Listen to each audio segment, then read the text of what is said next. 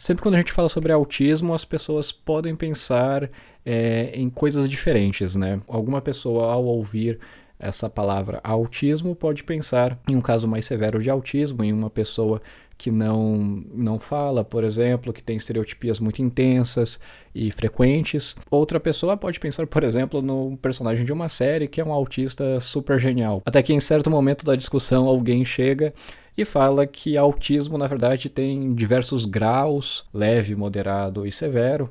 Tem se popularizado essa noção e, de certa forma, isso ajuda, de fato, a gente conseguir se comunicar melhor, mas ao mesmo tempo tem algumas pessoas que também não gostam muito dessa noção. Outra confusão também bem comum, por exemplo, é que aqui nos vídeos do meu canal, em alguns deles, eu me apresento como uma pessoa com síndrome de Asperger. Às vezes, algumas pessoas podem até confundir e falam que síndrome de Asperger não seria autismo, por exemplo, que autismo é uma coisa, síndrome de Asperger é outra. Então, enfim, sempre quando eu me apresento como uma pessoa com autismo ou uma pessoa com síndrome de Asperger, isso sempre causa algumas confusões. Eu sou o William Timura, eu sou diagnosticado com autismo, mais especificamente diagnosticado com síndrome de Asperger sob os critérios da Classificação Internacional de Doenças versão 10. E nesse vídeo aqui eu convido você a entender melhor então o que é o autismo, como que a gente compreende ele, como que ele é diagnosticado, porque ainda tem esse ruído, né?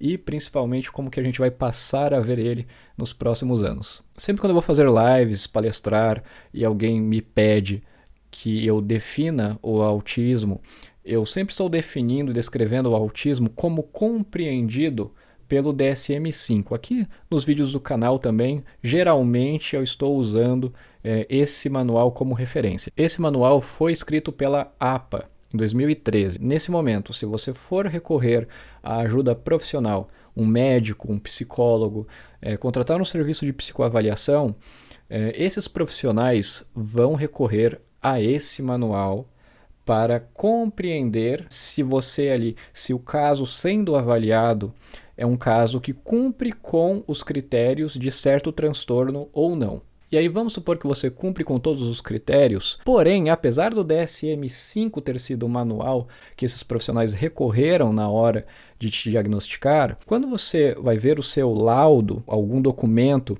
que vai servir para você garantir algum direito, por exemplo, você não vai ver uma menção a esse instrumento, né, ao DSM-5. Você vai ver uma menção, na verdade, ao CID-10. O CID-10 também é um instrumento com uma função semelhante ao do DSM-5. Ele também tem as definições ali das doenças, dos transtornos, e para cada uma dessas condições ele tem um código. Da mesma forma, o DSM-5 também tem um código para identificar unicamente cada uma das condições ali que são listadas nesse manual. E o ponto é que aqui no Brasil a gente usa esse instrumento, o CID, que ele na verdade é feito pela OMS, e a gente usa esse instrumento como referência. Então por isso que quando você vai ver no seu laudo, muitas vezes você vai ver a menção ao CID, ainda que o profissional tenha usado o DSM-5 durante o processo de diagnóstico. E o profissional usa o DSM-5 porque o DSM-5 ele é muito mais atualizado do que a versão 10 do CID. E então a gente tem um certo ruído aí entre os dois instrumentos, porque a forma de um instrumento entender o autismo é uma forma defasada, enquanto o DSM-5 tem uma forma de compreender o autismo muito mais atualizada. E se você acompanha os meus vídeos, você deve saber que eu sempre faço um esforço aqui para dizer que o autismo é um transtorno espectro, mas no CID-10 ainda existem diversas condições que são condições ali realmente do que a gente chamaria de tipos de autismo, formas de autismo, digamos assim, né, podem ser compreendidas dessa maneira.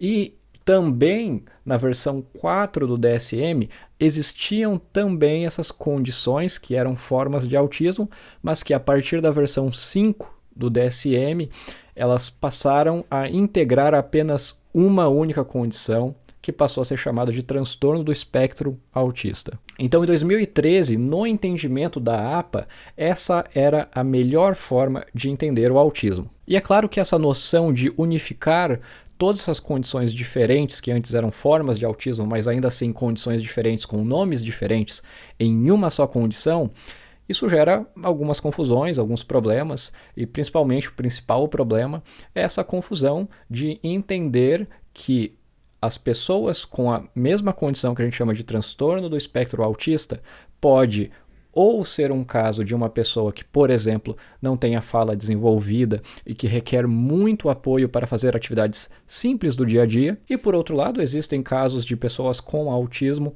ou seja, com a mesma condição, só que são casos de pessoas que conseguem se desenvolver plenamente, conseguem ter boas relações com as outras pessoas, são casos de pessoas que conseguem manter um bom emprego. Então, tendo em vista que a gente não pode simplesmente unificar todas essas condições em uma única condição, com um único nome, espectro autista, sem causar essa confusão, a APA propôs que, ao diagnosticar as pessoas com autismo, é necessário especificar qual é o nível de apoio que essa pessoa precisa. Então as opções vão desde o nível 1 de apoio até o nível 3 de apoio, sendo o nível 1 uma pessoa que precisa de apoio, o nível 2 uma pessoa que precisa de apoio substancial e o nível 3 apoio muito substancial. E notem aqui que não existe um caso que a pessoa não precisa de apoio, porque pela definição de transtorno, a pessoa precisa ter prejuízos significativos na sua vida a tal ponto que ela precisa de apoio para ser considerada uma pessoa com autismo. E essa noção de transtorno espectro também tem uma vantagem no sentido de que fica mais fácil de se entender que o nível de apoio que essa pessoa precisa pode variar ao longo da vida. Então pode se tratar, por exemplo, de um caso de uma pessoa que foi diagnosticada com autismo e foi especificado que essa pessoa precisa de apoio muito substancial no momento que ela foi diagnosticada, mas conforme os anos e as intervenções especializadas, pode ser que essa pessoa desenvolva suas habilidades e, com o passar dos anos, se torne uma pessoa que requer apenas apoio substancial, ou até mesmo pode ser um caso de uma pessoa que se torne alguém que requer apenas apoio. Mas enfim, somente essa vantagem não é argumento suficiente para termos a certeza que essa é a melhor forma de compreender o que a gente chama de autismo. Mas ela sim resolveu vários problemas, mesmo porque esse diagnóstico de síndrome de Asperger, ele tinha um critério que para a pessoa ser diagnosticada com síndrome de Asperger, que é essa forma comumente conhecida como autismo leve, a pessoa não poderia ter o atraso de fala. Só que, ao mesmo tempo, existem casos de crianças que tiveram atraso de fala, só que se desenvolvem a tal ponto de terem dificuldades e comportamentos muito semelhantes ao que é descrito como alguém com síndrome de Asperger, só que ao mesmo tempo elas não cumpriam o critério de diagnóstico porque elas tiveram atraso de fala. Surge na literatura também alguns termos não tão agradáveis para se referir às pessoas com autismo, que é o termo de autismo de alto funcionamento e o autismo de baixo funcionamento. Enfim, hoje em dia é quase consensual de que não é uma forma legal de se tratar as pessoas com autismo, mas na época que esse termo ainda era aceitável na literatura científica, havia um certo problema de se diferenciar ali o que seria um indivíduo que seria considerado com autismo de alto funcionamento e o que seria um indivíduo que seria considerado com síndrome de Asperger. Mas enfim, esses termos de fato já foram adotados na literatura científica, os estudos já foram publicados, e quem quer pesquisar sobre autismo mais aprofundadamente realmente vai ter que lidar com esses termos e entender qual era o significado deles na época. E aliás, outra coisa interessante nos estudos mais recentes é que você vê pessoas se referindo ao autismo como condição do espectro autista, e não mais usando o termo transtorno. O argumento seria que o termo transtorno carrega um certo estigma, então alguns pesquisadores preferem por adotar esse termo condição. E ok, então atualmente a gente está em um cenário que essa noção de transtorno espectro é a noção mais aceita de como a gente entende o autismo, lembrando que o que todo autista tem em comum, independente se ele precisa de mais ou menos apoio, é que todos esses indivíduos têm prejuízos em duas áreas, né? A primeira área, interação social e comunicação, e a segunda área de prejuízo tem relação com padrões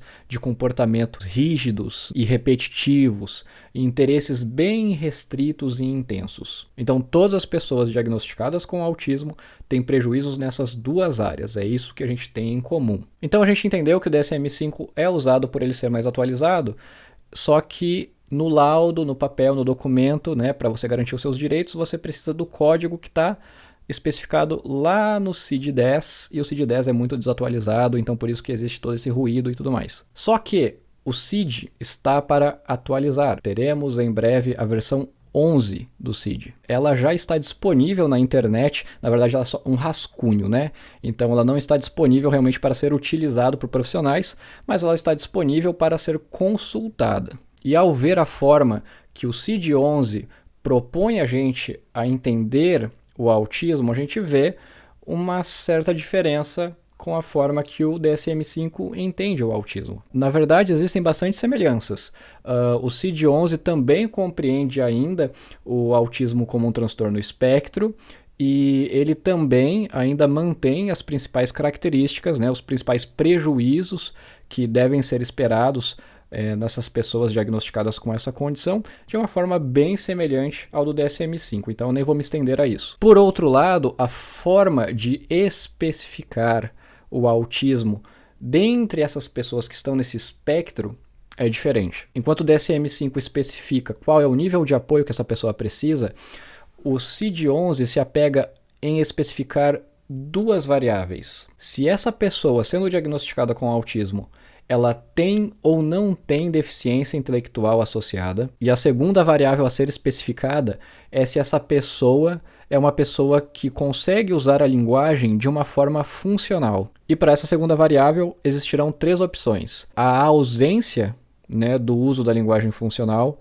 se a pessoa até usa a linguagem, só que tem prejuízos bem evidentes, ou a terceira opção, que especifica que essa pessoa com autismo consegue usar a linguagem da forma funcional sem nenhum problema. Então, enfim, fazendo uma análise combinatória dessas duas variáveis, sendo deficiência intelectual, a variável 1, duas opções, e para a variável 2, três opções, nós temos então 6 subdiagnósticos de autismo no transtorno do espectro do autismo, segundo a forma que o CID-11 compreende. E é claro que eu imagino que muita discussão ainda está por vir, e é claro, isso é em base de um rascunho do CID-11, então até o momento, até 2022, pode ser que essa forma de compreender o autismo mude até lá, mas eu já vejo uma enorme vantagem no sentido de que isso deixa muito claro que é possível uma pessoa ser diagnosticada com autismo, mas não ter nenhum prejuízo no uso da linguagem funcional. Isso é extremamente importante, principalmente porque ainda existem muitos profissionais hoje no Brasil que, lá no tempo de graduação, da primeira vez que eles estudaram sobre autismo, eles estão pensando em casos de autismo que, para ser considerado com autismo, necessariamente a pessoa precisa ter algum prejuízo no uso da linguagem. E o CID-11 deixa muito claro que não, que na verdade existe um subgrupo que são pessoas que não vão ter nenhum prejuízo em usar a linguagem funcional, que é o meu caso. Inclusive, algo que pode acontecer é uma criança com autismo usando vocabulário de uma forma muito mais rebuscada do que o esperado para a idade dela. Você chegou até o final do vídeo, então muito obrigado por ter assistido até aqui. E não se esqueça, por favor, de se inscrever no canal. É só clicar no botão vermelho aqui embaixo, que isso ajuda bastante o canal a continuar crescendo. E é claro, por favor, também considere se tornar um membro desse canal, porque daí você me ajuda a continuar sustentável financeiramente no trabalho que eu faço aqui pelo YouTube. E é claro, aproveite para assistir outros vídeos aqui do canal, que eu explico diversas coisas sobre autismo e continuarei explicando.